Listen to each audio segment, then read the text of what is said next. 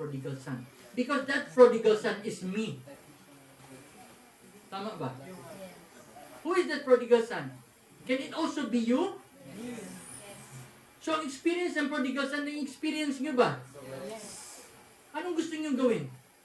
Tanggapin nyo yung gusto nyo o tanggapin natin ang gusto ng Diyos? Tanggapin ang gusto niya. Doon tayo kay Diyos, sa Diyos. Dahil alam ko, buhay ang gusto niya para sa atin.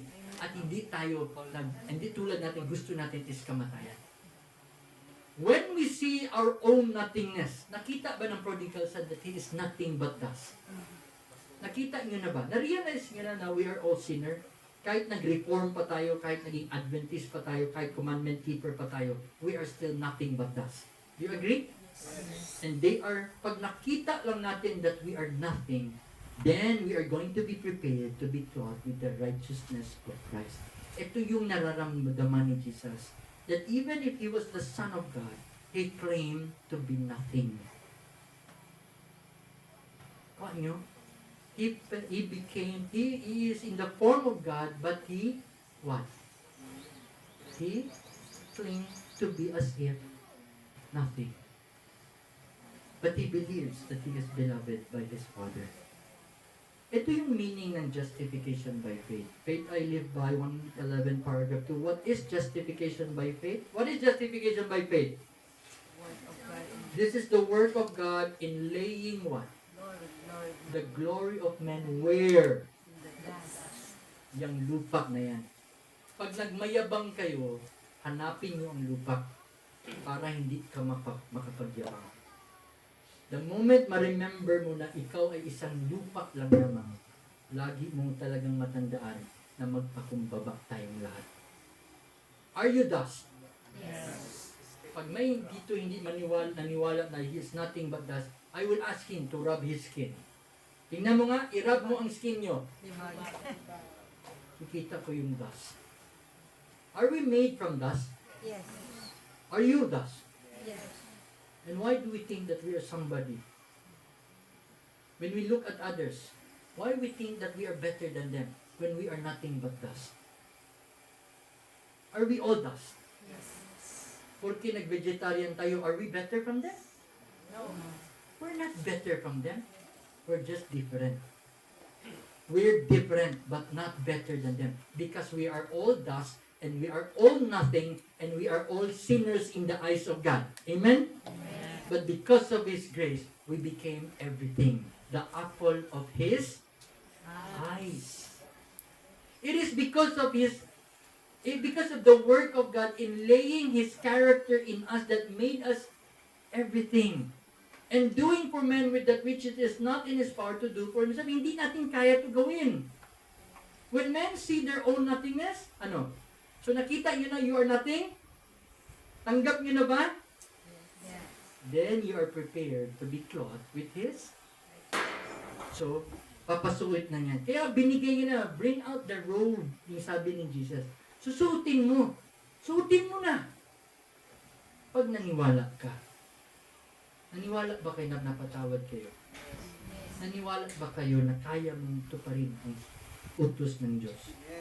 Pag hindi mo paniniwala, hindi mo talaga matutupad yan. Ang next challenge dito is, okay na tayo kay prodigal son. Ito ngayon si ungrateful brother. So ito ngayon, now the eldest son was in the field and as he came, he heard a music, dancing, fiesta. Anong nangyari dyan? Sabi niya, ha? Sabi ni servant, anong nangyari dyan? What these things meant? Sabi and said unto him, oh, thy brother is come. Nakauwi. And your father killed the unfatted calf because he had received him in safe and sound. Masaya ba ang brother? No. Nakatira ba ang brother sa langit? Yes. Pero nung dumating ang son, naging impyerno ba ang langit? Yes. Tapos nagpiesta ang langit. Hindi ayaw niya nang pumasok. Hala, baka ganun tayo? Pwede ba? Pagdating natin sa langit, nandun yung mga kaaway natin. Hala, hindi pa yan nagbayad ng utang. Luko yan. Ba't nakapasok? So, hindi ako magpasok. So, anong gawin ng Diyos? Hindi nagpasok. So he was angry. Okay, clear ha? He was angry. Ba't nandyan yan? Loko yan. And would not go in. Hindi na papasok. Ayaw na. Umalis ng langit. Dito na ako. Hindi na ako uwi dyan. Dito na ako sa impyerno. and would not go in. Therefore he came. So ginawa ng tatay, ano yung kuya? Labas nga ako. Tinabol na naman ng tatay. Because he followed you wherever you go. Psalms 23. Tama ba? And the goodness of God. What? Pero let me hear it from you. For the goodness of God. Huh? Psalms 23? Leads us to repentance. Oh, the goodness of God leaded us to repentance. But ano yung sabi? And surely His goodness and mercy. What? So sinusundan talaga tayo? So sabi, abusan na. Ba't ayaw mo pumasok? And then anong sabi ng anak? Anong sabi ng anak? Ng kuya? Lo, this many years do I serve thee. Uy, mabait hindi. Neither do I transgress at any time. And I have kept your every commandment. Ganun ba tayo? Oh my, nag-vegetarian ako, nag-cancer living ako. Medical missionary, I keep the Sabbath. Oh my, are we self-righteous? Is this brother a self-righteous brother? Can we relate? Can we? I can relate. I was once like that. Judgmental, condemning. Are you? Are we all the same? Ay, nandito talaga, nagkakaisa talaga tayo. Lalo na sa pagmamahal ng Diyos. Gusto ko talaga matangtang nyo ba na mahal kayo ng Diyos dahil ito lang ang makabago sa atin. Ito lang ang makakip ng commandments pag nagmahal ang Diyos atin at nagmahal tayo balik sa Kanya. Saka pa lang talaga natin matupad ang sugod ng Diyos. So we keep His commandment not because we wanted to be saved, but we keep because we love Him. Amen? Okay. Then neither do I transgress and at any time thy commandment, and yet thou never gavest me a kid. Uy, anong tawagin ng sa Bisaya pa, namuyboy. Ano bang Tagalog sa namuyboy? Nabaoy? Ha? Binaoy. Yung namuyboy, yung nangwenta ba? Yun ang Kita mo, kay ko, hindi ka talaga nagbigay. Nabaoy. Kita mo yung kamat, ganun ba tayo? Ganun tayo, no? Hindi. Tapos sabi niya, alam mo na, o ito, it is not the fear of punishment or hope of everlasting reward that leads the disciple of Christ to follow Him. Tayo, karamihan sa Christian, we follow Him because of what? Fear. Or because of, ito namang ungrateful brother, he follow his father because ang motivation niya is ang hindi mo rin ako binigyan ng maiihaw-ihaw namin. Kaya binigyan siya. So ngayon, but they behold the Savior's matchless love revealed throughout His pilgrimage on earth. From where? From the manger, from Bethlehem, until where? Calvary Cross. Grabe, no? Imagine mo, pag-aralan mo yung buhay ni Jesus from birth to death. It's all about love. Grabe yun. Even in His resurrection, love pa rin. Yan ang gospel. The life, death, and resurrection of Christ is the gospel. Hindi namin sinasabi na walang may impyerno, walang mamamatay. Meron na. Ang pinag-aaralan natin is how to be saved. Simple lang. Pero pag-aralan natin next year, pag ready na kayo, pag nakita ko na naniliwagan, pag-aralan natin paano na naman malalaglag tayo. Para maiwasan natin. Kasi ayaw natin malaglag, di ba? Ayaw natin mamamatay. Para maintindihan natin sino lang ang papatay sa atin, sabi ni Doc Phil kanina. So the love awakens the heart. Now ito, the self-righteous not only leads men to misrepresent God. Did this brother misrepresent his one? Now, ang sabi nga pa nga ng brother yan, tapos yung anak mo, niwaldas ang pera mo, did he accuse his own brother? Yes. Is he an accuser of his own brethren? Yes. Are we sometimes accuser of our own brethren? Yan kayo ba? Alam mo, yan si Doc Kilo, ano ka? Born Adventist. Ako, born Reformed. Uy! Alam niyo problema niyo sa mga Adventist. Ang hindi pwede, pwede. Sa amin, pag hindi pwede, hindi. Ah, yaw yun. Astig. Totoo naman eh. Tama. Ang bait-bait niya eh. Tapang lang. Parang ako. Ganun din. I have misrepresented the character of God to my son. But when I realize and learn from this, I'm learning until now. Sometimes I still fail. Kaya si Yuno, sabi niya pa, lumalabas na naman yung inihilig. So am I improving na? Yeah, a little. Oh, better than before. How much do I improve? 10%. Because now I realize that when the Father does not condemn, I stop condemning. Who am I to condemn when Jesus did not? Did He condemn the harlot? No. And why are we condemning others? Did He judge the harlot? And why are we so judgmental? Now we learn from Him. Who am I to judge when Jesus did not? Amen? Jesus did not sin, and yet He did not judge. We have sinned, and yet we are so judgmental. Tama? Nakakahiya ba? Ate, nakakahiya ba tayo? Yes. Can we now start to repent? Na pag i-judge tayo, i-justify natin. Pag i-condemn tayo, i-forgive natin. Ang hirap, no? Pag i-punish tayo, nasiraan tayo, ayusin natin. Kasi anak tayo ng mabait na Diyos. Anak tayo ng, paano ko sabihin nyo? A restoring God. Maayo na Ginoo. Paano masabi yan? Mabuting. Okay. Alam mo, anak ako ng mabuting Panginoon. Kaya ang gawin natin is puros mabuti lang. Kasi pag gumawa tayo ng masama o naninira tayo, sino ang ama natin? Oh, bakit ginasabi mo? Sabi mo anak ka ng Diyos, ba't ka naninira? Diba? John 10 verse 10, the thief cometh not but to steal, to kill, and bakit ka nang-destroy? Diba anak ka ng Diyos? Anong ginagawa ng anak ng Diyos? Restore. Hindi to kill but to die. Hindi to steal but to give. Hindi to destroy but to protect. And to save. Di ba? Yun ang anak, yun ba ang gawa ng Diyos? Yes. Ang mga anak niya. Yun din dapat gawin. O hindi nga, pero ngayon, yun ang gawin natin. Kaya tama ka na no, dapat pala ko sige, pagsiraan niyo ako, ayusin ko kayo.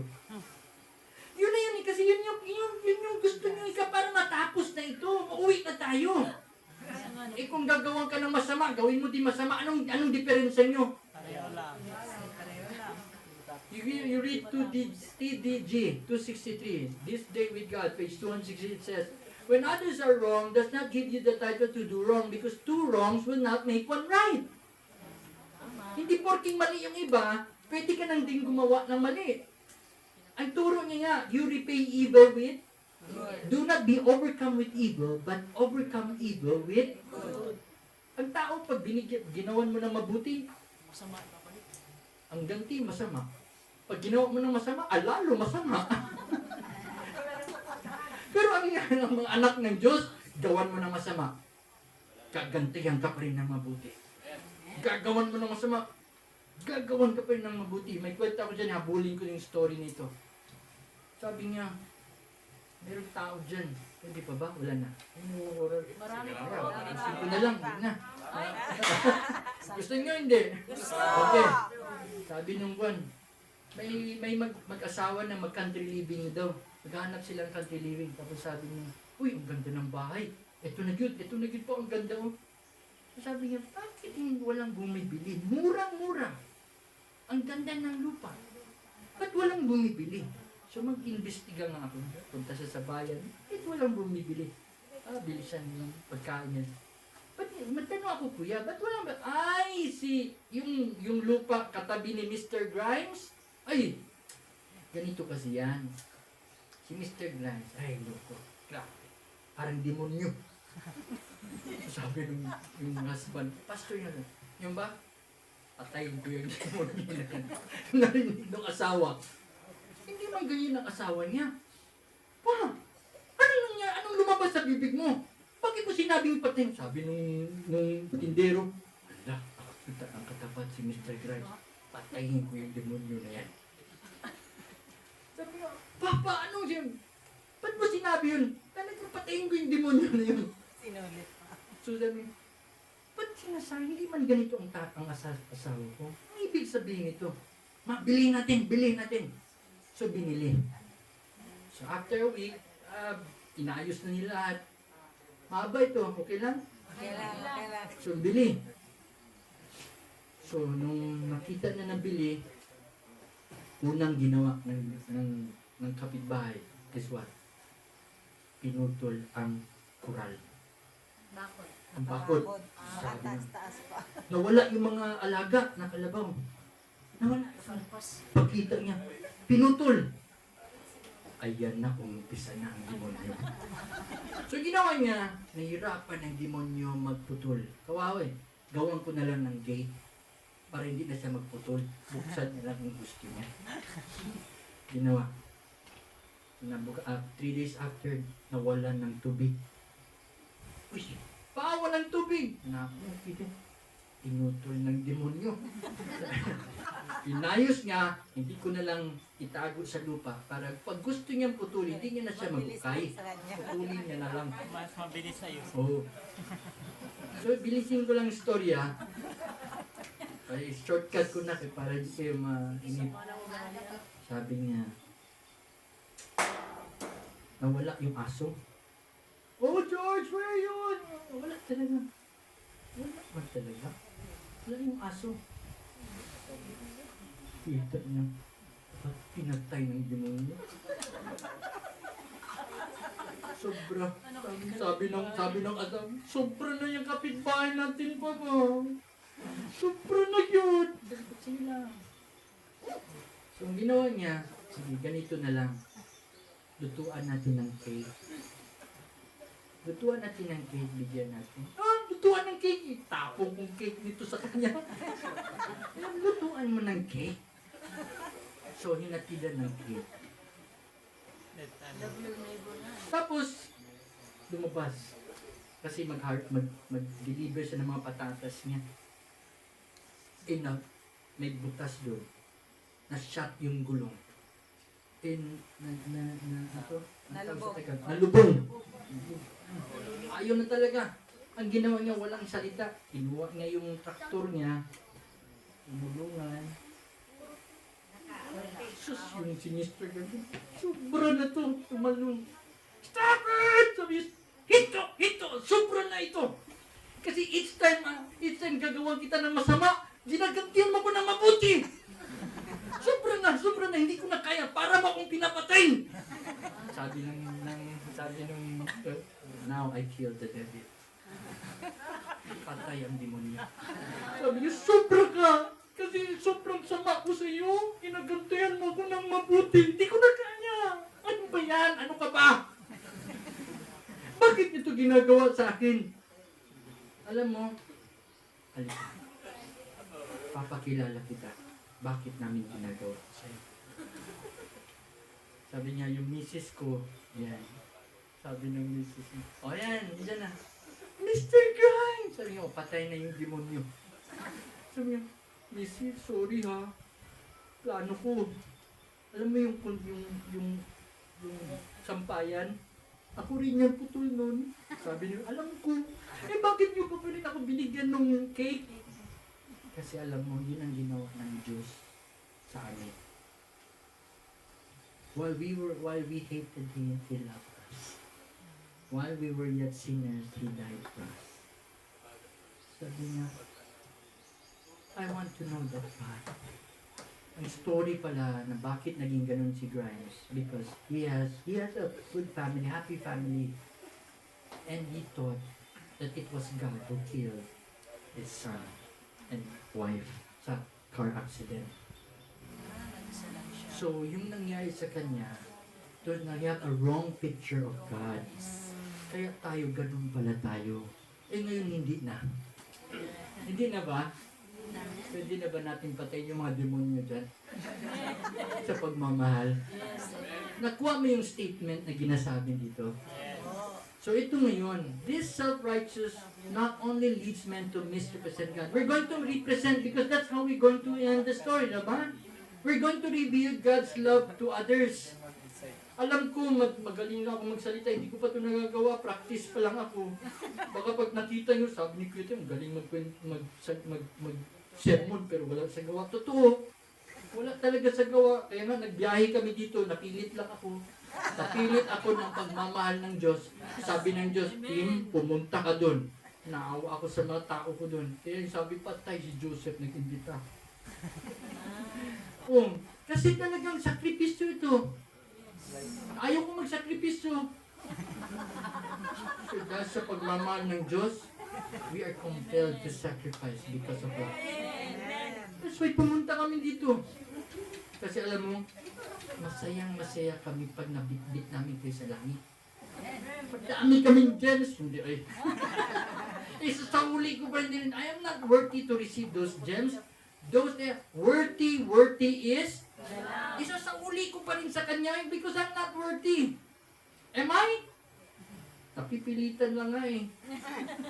But because of love, love awakens. So natututo ako kay Jesus. So wag niyo akong tingnan mga kapatid ha. Si Kuya Tim nagkakamali pa rin. Pero pag nagkamali ako, tingnan niyo na lang si Jesus kagad. Tama ba? Nasabi dito, but makes them cold-hearted and critical toward their brethren. Are we critical to our brethren? The elder son and his selfishness and jealousy stood ready to watch his brother to criticize every action, to accuse him for his least deficiency. Ganun tayo makibantay. Lagi tayong namamantay ng mga kapatid natin. Ayan o, nagluto ng oil. Ay, nag-oil. Ay, nagtuyo. Ay, garlic pa. Ala, kumain ng isda. Alam mo sa Mindanao, maligtas pa yung mga isda kaysa sa kanila. Ganun tayo ka-accuser. Ganun tayo. Ang labas, we have been so unforgiving. Tama ba? So this is the parable of the elder brother syndrome. Alin ka? Prodigal son or elder brother? Doon tayo sa prodigal son. Prodigal son na tatanggapin ang reward ng Diyos. Okay? Are you getting now the character of the Father? So madami pa rin ba kayong naka-lock na? Di ba ang Bible, ang daming sinabi na pinatay ng Diyos, ni-judge ng Diyos? Di ba madami ba sa Old Testament? Ang dami? Yes. So isa-isahin natin tanggalin yun. Gusto nyo? Yes. Hindi ko kaya eh. Pauwi na kami. Pero patuloy tayong mag-aaral. As much as we can, we're going to give you as much as we can. But we don't have so much time in this world. But we will have a time for a lifetime for all eternity in heaven. Okay? Pag hindi natin nasagot dito, sa langit na. Just believe that Christ is the character of the Father. Ito ngayon. Many today are doing the same thing. Are we doing the same thing as the elder brother? O, tigilan nyo na yan. Okay? Tigilan nyo na yan. Ibilis ko. So ngayon, the parable of the earth 11-hour worker. Ito ngayon. Di ba? Because the elder son find it, anong natingin niya sa father? Nung gi-reward ang kapatid niya. He finds now the father as what? Unfair. Unfair ba? Unjust. Tama ba? Unjust? Imagine, ikaw, Sister Grace, ikaw nakita, saan pa si Joseph? Hindi nakikita si Joseph. Okay, Grace. Pag ilan ang anak niyo? 2. Pag umuwi ka, may isang pasalubong lang. Sinong bibigyan mo? Yung isa lang. Sorry na, isa lang eh. Yung nagpakatino o yung nagpasaway? Sinong bigyan mo? In human justice, yung matino, siyempre. Pero dito, sa prodigal son, sino naka-receive? Unfair ba? Unfair hindi. Ito kay gusto ko ma-prepare ang mga puso nyo because ang justice ng Diyos unfair sa atin. Gets nyo ha? I want you to get this. The justice of heaven is unfair in this world because we find that the justice of this world is fair. But in heaven, it's unjust. Let's see later. So ngayon, ito ngayon, parable of the 11-hour worker. Nagtrabaho, 6 o'clock, 9 o'clock, 12 o'clock, 3 o'clock, then may 5 o'clock. Kita ko yung kagapon. Fair, hindi. Unfair. Bakit unfair? Sa oras na trabaho siya ang nagbigay pareho. Okay, sabi ko, okay Grace, 6 o'clock mag-umpisa ng trabaho. Bayaran kita ng ilang penny? 1 penny. Bukas, mamaya, alas 9. Oh, wala kang trabaho? Trabaho ka? Bigyan kita 1 penny. Okay lang? Huwag mo sabihin kay Grace, ha? Okay, ikaw, trabaho ka? Alas 12. Trabaho ka? Anong sweldo? 1 penny, huwag mo sabihin sa dalawa, ha? Hill, 1 penny. Okay, 3 o'clock. Ikaw, Koy, 5 o'clock. Last hour. Habol ka? Anong yung sweldo gusto mo? Wala akong ibang pambayad eh. 1 penny lang pera ko lagi eh. Because I don't pay partially. I always give full. You know what 1 penny symbolizes? Buhay na walang hanggan. Meron pa ba akong ibang mabigay? Eternal na, meron pa ba mas labaw dun? Mas higit pa dun? O hindi ko na, alam mo Grace, hindi ko na kaya ibigay na higitan ka pa. Eh, higit na yung binigay ko eh. Anong gusto mo ibigay mo ko sa kanya? Half-life?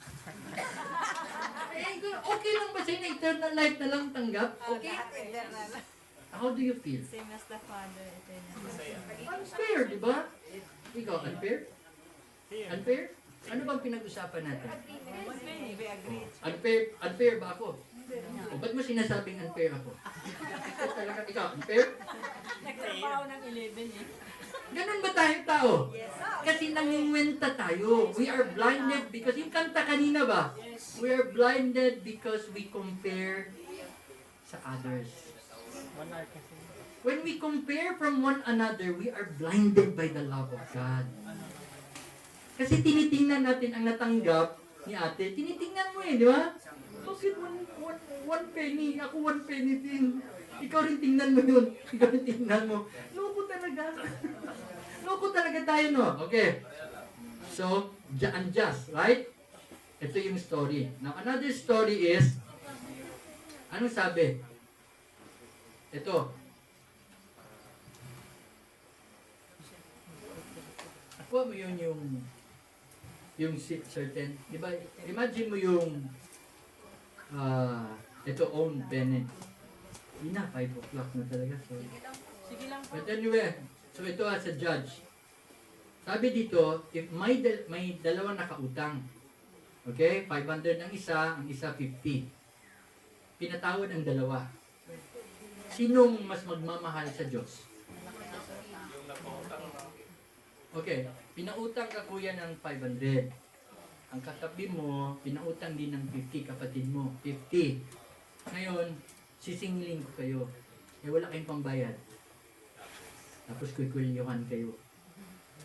Tapos di ba sabi ng isang parable din, My Lord, have mercy on me. Di ba? Okay, sige, quits.